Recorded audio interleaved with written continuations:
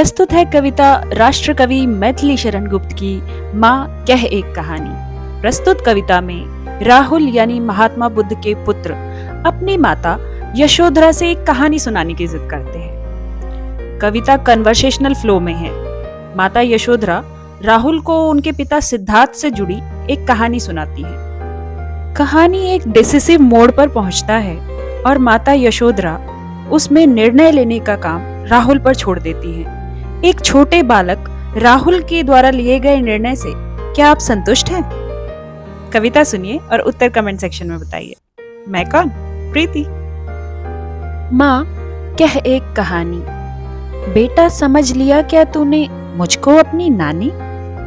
कहती है मुझसे यह चेटी, तू मेरी नानी की बेटी।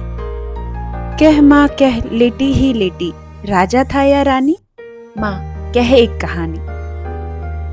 तू है हठी मान धन मेरे, सुन उपवन में बड़े सवेरे।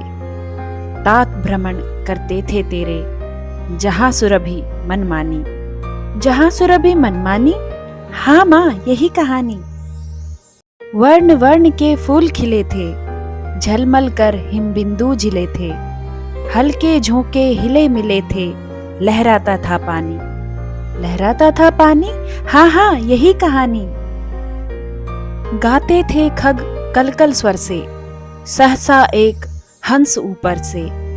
गिरा बिद्ध होकर खरशर से, हुई पक्ष की हानि। हुई पक्षी की हानि, करुणा भरी कहानी। चौंक उन्होंने उसे उठाया, नया जन्म सा उसने पाया। इतने में आखेटक आया, लक्ष्य सिद्धि का मानी। लक्ष्य सिद्धि का मानी, कोमल कठिन कहानी। मांगा उसने आहत पक्षी, तेरे तात किंतु थे रक्षी। तब उसने जो था खग भक्षी, हठ करने की ठानी। हठ करने की ठानी, अब बढ़ चली कहानी। हुआ विवाद सदय निर्दय में, उभय आग्रही थे स्व-विषय में। गई बात तब न्यायालय में, सुनी सबने जानी। सुनी सबने जानी, व्यापक हुई कहानी। कविता का सबसे महत्वपूर्ण भाग कि माँ निर्णय लेने के लिए राहुल पर छोड़ देती है और कहती है, राहुल तू निर्णय कर इसका, न्याय पक्ष लेता है किसका? कह दो निर्भय जय हो जिसका, सुन लूं तेरी वाणी। माँ मेरी क्या बानी, मैं सुन रहा कहानी। थोड़ा झिझकते हुए राहुल उत्तर देता है, कोई निरपराध को मारे, तो क्यों ना अन्य उसे उबारे। रक्षक पर भक्षक को वारे, न्याय दया का दानी।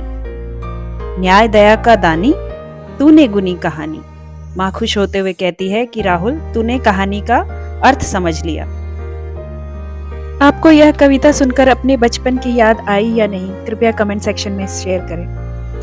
धन्यवाद।